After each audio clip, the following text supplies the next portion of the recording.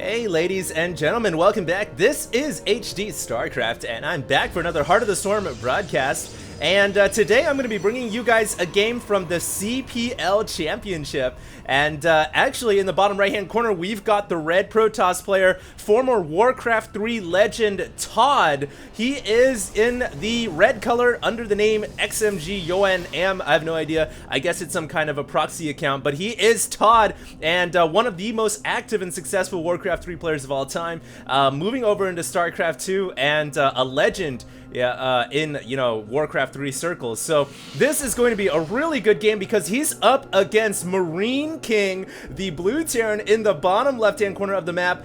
And MarineKing, I mean, I haven't seen a game of him in some time, but back in the days of Wings of Liberty, he was one of the best Terrans around. He was one of the most feared, and mostly because his marine control was just so good that he could basically use Marines to get out of almost any sticky situation. And Marines are kind of like the jack of all trades. You can use them for almost everything, but MarineKing can use them for defense, for offense. He can win the game. He can take out anything with Marines, and his control is impeccable. So I'm very interested to see how this game is going to go down here. I don't think I've casted a game with MarineKing in Heart of the Swarm yet, but this will give me a good first look and see how his playstyle has evolved, including ToD as well. And it looks like ToD, you're going to be bringing this probe over, going to almost be able to zap this SCV down, but it is going to be pulled away as two more SCVs come off the mineral line, and that SCV will be able to come back home and get repaired. Do note this is from the CPL Championship. This is game 1. And I'm not sure if I'll be casting the entire set. I'm just told that this is the one to watch, and as you guys know, I want to bring you guys the best of the best. So once again, if you guys have any great replays you'd like for me to cast, feel free to send them in to HDreplays@gmail.com. And I will always be checking my email box, and of course casting the games that I feel like are best. Do leave a description as well. And I'll try to get those out for you guys. Meanwhile, it looks like ToD is going to be pulling this probe away. Did a really nice job of zapping down the SCVs a little bit, but never really taking too much damage on the actual probe itself. And you can see that's where the shields of the Protoss really come in handy, because they regenerate very quickly as long as they're not being attacked. And meanwhile, we have actually a Zealot coming out here. It looks like ToD here opening up with the gateway. He's going to be bringing an early Zealot in here, and doesn't look like MarineKing's going to be ready for this. Now, we're going to see how true to his name MarineKing really is. Will he be able to deal with this Zealot? He's got two more Marines coming out, and are we going to see that Marine Micro? Oh, yeah. He's going to pull those Marines running around away from the Zealot, but that Zealot is going to go straight for the SCVs that are weakened by the earlier probe, and that looks like that Zealot is going to end up getting 2 kills there, which, isn't too bad, considering it costs 100 minerals for a Zealot. You take out 2 SCVs, that in turn also costs 100 minerals. Did I say 200? I meant 100 for the Zealot. And, you have to add in the mining time loss that those SCVs would have been accruing during, the time that they would have been alive. So I think that's a pretty good trade-off there for ToD, and a little bit surprising that MarineKing wasn't able to save his SCVs. After all, he's not called SCV King, he's MarineKing, so SCVs kind of get the shaft there if you're under the command of MarineKing. But it looks like ToD here going to be bringing out a Stalker. He's also got a Mothership Core on the way as well. Looks like he'll be adding in a Forge, and usually nowadays in Protoss versus Terran, you'll see this Mothership Core coming in early game, trying to do a little bit of damage, a little bit of harass to the Terran economy, but most Terrans are good enough to leave a few Marines at home and are able to ward away that Mothership Core. So now most Protoss just try to get it in there and get a bit of a scout and then run away. As long as they don't lose the Mothership Core, then it's no big deal. And you can see here that ToD is going to try to bring this in, actually. And will he be able to see anything serious here? Not really. Just sees the 2 barracks, and from there, I guess, if he hadn't seen it already by his Zealot, he should be able to note that MarineKing, of course, is going to be going for a bio build. And that is the classic way to play Protoss versus Terran. We'll see if he decides to add in a couple of Widow Mines, which I think are a great unit, a great thing to have around as well, because they do a little bit more damage to the Protoss shields. And if MarineKing decides to incorporate that, I wouldn't, fault him at all. I think that would be a great idea, and a good way to evolve here in Heart of the Swarm. But we'll see what happens. It looks like he is going to be adding in Stim Pack, +1 weapons. Protoss is already adding on +1 weapons at the Forge. And it looks like he's also got a robotics bay coming down as well. No doubt he's going to try to get an observer or two out here to find out more information as to what the Terran is doing. And a lot of times if Protoss want, they can go straight into robotic support bay and get Colossus, which I think is also very good as well. So we'll see what happens here as the Phoenix, the hallucinated Phoenix, is going to be flying over to the Terran base. And it is going to be, of course, be used to scout once again, another evolution that Protoss received in Heart of the Storm. And it looks like that Phoenix is going to fly right over the Terran mineral lines. There is quite a few Marines and biological forces here, though, but at least the Phoenix gets a full scout off. It will see everything that's going on inside the Terran base.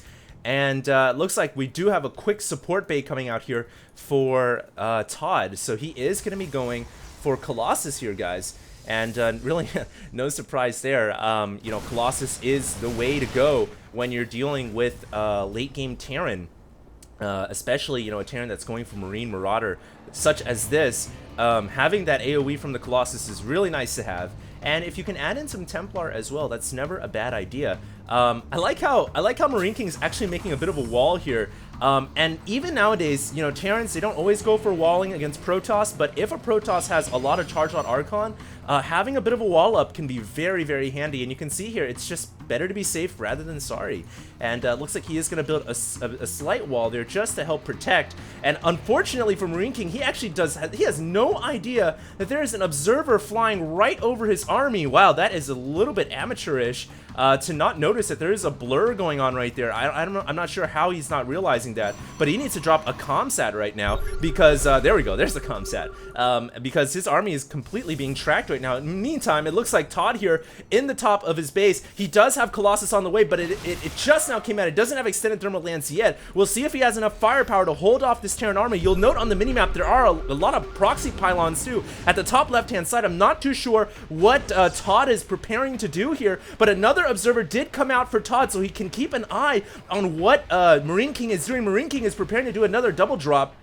Unfortunately for him, that observer is there. Now, if it's not moving, it's very hard to see. So it looks like ToD is just going to pull it away. Meanwhile, these two medevacs now going to the top left as that probe that was building these 4 pylons retreats back home, but gets taken out by that Terran army. So a little bit of interesting game here between the two guys. One Zealot does run behind the wall, doesn't really get any damage done, unfortunately, as there was some reinforcements just ready and waiting. And it looks like now that the Colossus is out, extended thermal lance is almost finished. It looks like ToD is, you know, he's been able to get a large enough army here to where he can defend against this drop. But here it comes, 4 medevacs going to drop right into the Protoss main base, but there are 2 Colossus ready and waiting. And that was not a very good drop at all. MarineKing's forces, it doesn't matter how good his Marine micro is, when you get dropped off into the awaiting arms of 2 Colossi, it's almost going to be a guaranteed death for the poor guys that were first in line. So there it goes, and now it looks like ToD is going to have to retreat as he struggles and quickly tries to produce some more Vikings. He needs to get a starport and reactors down right now and get a lot of Vikings on the field. It looks like he has 1 starport with 1 reactor. Not sure why he's not building a ton of Vikings right now. He should be incorporating, he should have at least 6 or 8 Vikings at this point. When you see Colossus on the field, you need to have a decent amount of them in order to combat. But I think one of the reasons why MarineKing isn't overdoing the Vikings is because he knows a lot of times these days, Protoss like to transition immediately into Templar. And it looks like we do have a Templar Archives on the way. And the reason for that is if a Protoss goes too heavily into Colossus, then Vikings completely neuter them. So I think MarineKing here is anticipating this switch, and in doing so is going to stay with a heavier bio army. But I'm surprised that he's not adding in a Ghost Academy. You'd think that at the very least he would throw down a Ghost Academy just to, you know, assist a little bit in case he is dealing with Templar. So a little strange decision making right here from MarineKing, but there comes the second starport. And we'll see here what he decides to do. Upgrades currently at 1-2 and 1-1 for the Terran, but 2-2 is on the way. Templars now are being added on the field, so we are going to be seeing some Templars coming out here, and obviously that's not a bad decision from ToD. Like I said before, you want to switch into Templars, and here comes some Zealots dropping in from the Warp Prism. Gonna go for the upgrades, but there are SCVs there ready to repair, so these Zealots are not going to be able to get much done, but it looks like it's a distraction so that ToD can use real distraction Colossi in order to go for an attack at the front door, but it looks like MarineKing is not phased. He just immediately pulls back a little bit, and I guess realizing that that ToD was not going to commit to that attack, or perhaps realizing that two of those Colossi were indeed not real. But there is a little bit of psychological warfare that you see now from Protoss these days. Is, you know, they will use hallucinations in order to make their army look bigger and more badass than it actually is. And a lot of times that is a technique that can be used to scare a Terran or a Zerg, even a Protoss. You've even seen games where people just surrender when they see something like that. Idra. But, you know, it is something that can happen, and it can definitely scare your opponent into submission. So here comes a Warp Prism once again, but there's a missile turret that has been erected in order to defend against this Warp Prism. The Prism dies immediately, only a few Zealots getting dropped off. They should be cleaned up pretty easily, but here comes a real attack here from MarineKing. Loses a bunch of SCVs at the front door, but I think it was a distraction. Meanwhile, though, a Time Warp Field comes out and a bunch of Psionic Storms. The Colossus are getting dropped off by the Vikings, though, and the Marines from MarineKing continuing to pull out of the way of the AoE and getting healed up by the Medivacs. Very nice job by MarineKing. And he doesn't care about a Photon Overcharge Nexus. He is going to take this down. Absolutely incredible control by MarineKing there, dodging the Sonic Storm, not losing the brunt of his army. You can see the units lost here. He's lost about 1,000 less than the Protoss has. Defensive force fields coming up right now from the Protoss, and it looks like ToD has been able to warp in quite the reinforcements, or perhaps he pulled back most of his army because now he is well defended up here at the natural. But the problem now is this expansion over here is exposed, and I'm surprised that MarineKing isn't sending an army over there to take out that expansion. He really shouldn't allow the Protoss to stay on 3 bases here when he's got map control, but it looks like he's going to send one army to the top, doesn't see a Nexus there, and now he's got to assume that the Nexus is down here, and it looks like, yes, he's going to, no, he's not going to send the army down there to take it out. Very surprising. In the meantime, though, we still have a couple of Zealots just wailing out and about inside the Terran lines. More Zealots coming in from these proxy pylons that are located in the northwest corner, and it looks like these Zealots have been able to do a decent amount of damage here. Look at this, 39 workers have been killed here, 40 workers have been killed here. ToD has killed off so many SCVs from these continual Zealot harasses. He's even sending in Dark Templar as well, and that almost kind of evens up the game a little bit. Even though ToD loses the pocket expansion, he's been able to kill off so many workers of the Terran side that it's almost okay. You know, even though he doesn't have map control right now, he is harassing the Terran lines. And he certainly has a lot more probes than his opponent has SCVs, so a really nice job here from ToD utilizing his pylons, and I'm just so surprised that that MarineKing isn't doing anything about it. He's just kind of staying here. He's not dropping. He's not checking for this expansion. He's not sending some of his army back to take out these proxy pylons. I'm not sure what MarineKing's strategy here is, because ToD is just going to harass him to death with these proxy pylons, and in the meantime, MarineKing is just kind of, his army is just dwindling its thumbs out here outside of the Protoss natural. It looks like, though, MarineKing is going to say screw it. He's going to go in with everything, but this might be ill-advised. There's this narrow ramp here with force fields and Sonic Storm. I think that ToD can hold out till the end of days, and there's a huge Psionic Storm. Oh my god, MarineKing not able to pull out in time, takes a huge burden of damage there. Meanwhile, this DT is still doing damage as ToD continues to send in harassing units, but it looks like MarineKing has spread out his forces quite nicely here, and is picking off the buildings at the perimeter of the natural expansion. And once these force fields wear off, once the sentry energy dies down, MarineKing can send all of his forces up the ramp, and it looks like that's what he's waiting to go for. It looks like this is the battle we've been waiting for. This is going to be the end battle. 140 supply to 116. MarineKing is losing the supply war, and he's getting the crap stormed out of him. Will he have enough forces here? Is his Marine Micro good enough to deal with charge lots and hallucinated Archons? It is not. He has to evacuate out of here. He abandons ship. and it looks like he is going to get the hell out of there. And ToD with a victory, a crucial victory, holding off the Alamo here at the natural expansion, and surprisingly MarineKing never bothering to check the pocket expansion down here, and he never even knew.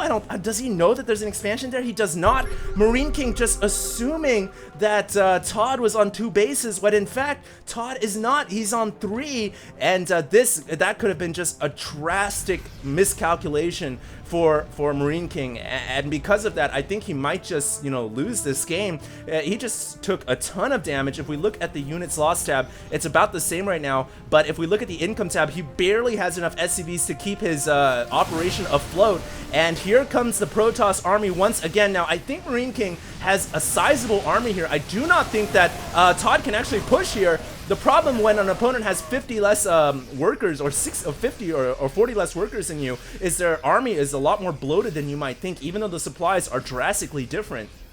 So I don't think that either side can really win a battle here. It would look like a stalemate, as there are so many medevacs here. Look at how many medevacs there are in the skies, although most of them are depleted in energy, which means that even though there's a ton of medevacs, they cannot actually keep up healing all these Terran forces at this point. And MarineKing, what he really needs right now is a break. He needs to just rendezvous his forces and wait a little bit, let his medevacs regain their energy. But unfortunately, ToD is not allowing that to happen. He's not giving MarineKing a chance to breathe. He's continuing to harass here with these Zealots and these DTs. Beautiful play here from ToD. He could actually take out MarineKing here. He's going to go for the pocket expansion, and the command center is forced to lift off. Meanwhile, DT's going into the mineral line, and these Marines are just going to struggle to deal with Zealots and DTs, which really hack and slash their way through almost everything. More workers going down here, and you can see the workers lost now. 59 workers have gone down already, and I'm just shocked that MarineKing, you know, hasn't decided to build a missile turret, get a bunker up, and defend against these ETs, or send some forces up to the northwest corner and take out these pylons. These pylons have been the absolute death of him, and they continue. I mean, at this point, it's just getting a little ridiculous. Look at how many workers have gone down already. Almost 70 workers have died to these Dark Templar Zealot backstabs. And when in the hell is MarineKing going to send some forces up here to deal with this? It looks like he's finally going to go take a look, but unfortunately for him, he's got to deal with this DT that's running in right now, and I think he might be running low on comsat energy. I'm looking at his command centers. Yeah, he does not have enough energy to drop comsats. And of course, not only does this kill off SCVs, but like you might imagine, it also limits the Terran from building mules. And now this is just getting to the point where it's just, you know, absolutely insane. I don't know what MarineKing can do. I think he's forced to go all in here. Will he have enough in the tank to take out the Protoss army? Oh man, this is going to be it. He is going to be able to at least kill the Nexus, but this army is just so much AoE. All of his SCVs and meals even being brought in here. And now MarineKing is going to finally find out, oh, this is where your other base was. Why didn't I ever bother to check that? And I think that is going to be GG. So ToD wins the game, and really, I think a bit of poor play by MarineKing, I have to say. Not really, you know, making a few mistakes here that is a little uncharacteristic of him. But ToD does win that game. Very amazing. I hope you guys enjoyed. And I guess for now, this is HD signing out.